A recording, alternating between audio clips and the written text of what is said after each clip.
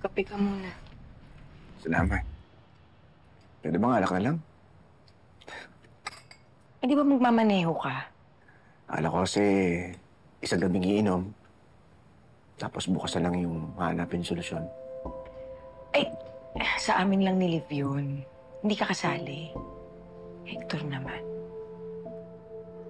Alam mo, sa totoo lang, kahit naman gabi-gabi ako mag-inom eh. Hindi ko pa rin naman makahanap ng solusyon eh. Kasi hindi ko alam kung tama ba yung ginagawa ko kay Amelie, kay Liv. Dapat ba silang pinipilit ko magbati?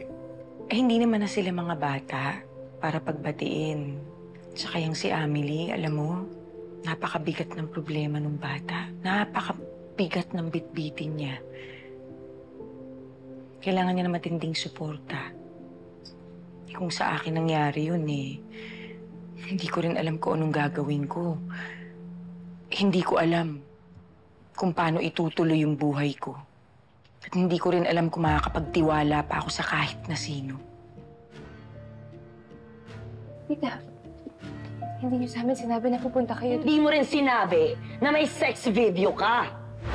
Nagulat ka, Amelie? Why? Because you tried to hide it from us.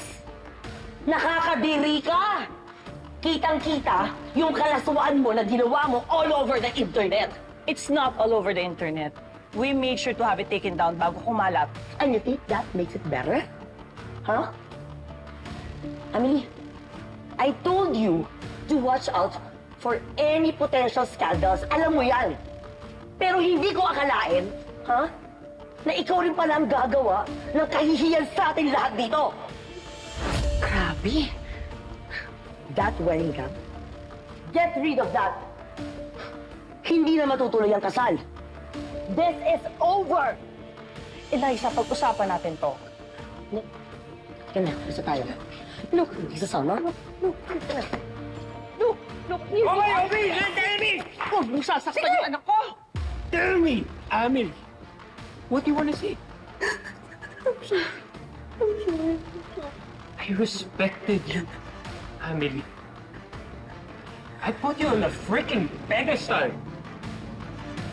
Hindi kita pinilit, hindi kita binastos. For as long as we were together, iningatan kita. I treated you so delicately na parang babasagin. And for what?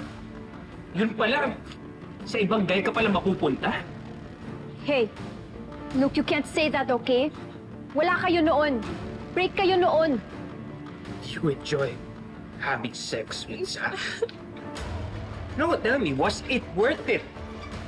Yung panggagago mo sa akin? With Zach.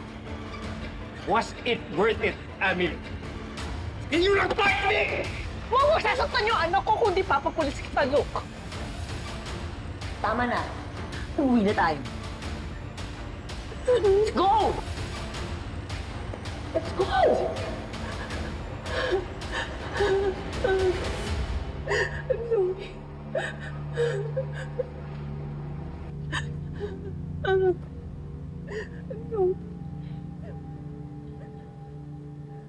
Let's just give them time. Mahihimas-masan din si Luke. Then you two will talk. Matutuloy pa rin ang kasal. You really think, Ma? Yes. Matutuloy ang kasal dahil handa ng lahat. We already sent out the invitations. Ano na lang sasabihin ng mga tao ngayon, ha? Kung ba't hindi matuloy yung kasal?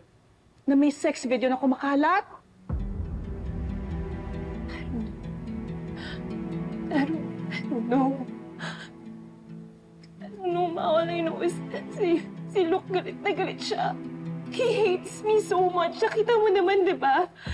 Hindi na niya ako mapapatawad. Tama yung sinabi ni Tita. It's over. So you want me to give up? Lahat ng efforts ko in raising you and giving you the life that you deserve, wala na lahat yun. This is supposed to be you, Amelie.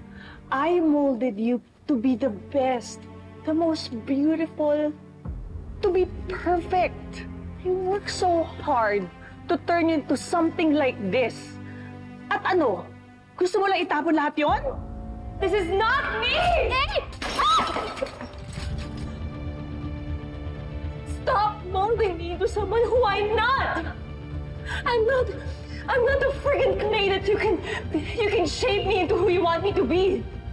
Anak ko mo ko, di ba? Can you just see me for who I am? Accept me for who I am. Anak kita. And I know what's best for you. That's why I don't tolerate weaknesses and imperfections. And you know what? One day, kapag may anak ka na, maintindihan mo rin yung sinasabi ko. And then you will learn to appreciate everything that I did for you.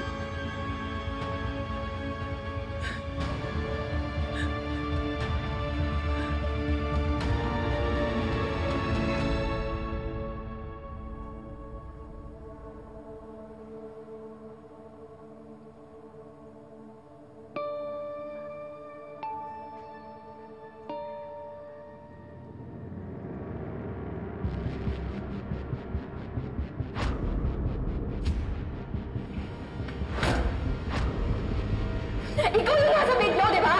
Kalat na kalat sa social media. Anong hindi titigilan? I saw my sister and my boyfriend in bed together! Anong tingin na sa'yo ngayon, ha? Nakakadiri ka!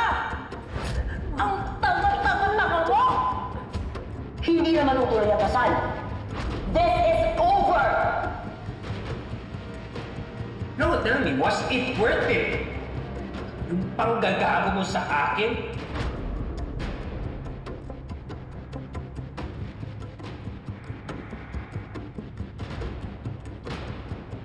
I'm sorry, Universe. Hindi ko na kaya itong maliit na bagay na binigay mo sa akin.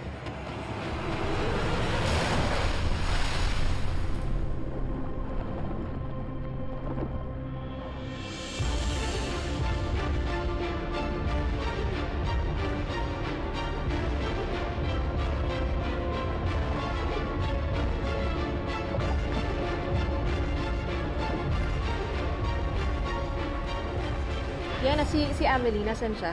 Nag-aalala ako sa kapatid ko. Nasa ospital kami ngayon. Ano? Natutuwa ka? Ha? Na nangyari ko sa kapatid mo? I do not know her name. Pero ang alam ko, days before namatay si Zach, nag-away sila. Yana! Talaga? Nag-away daw kayo ni Jack? Was it about money? Did you kill my son?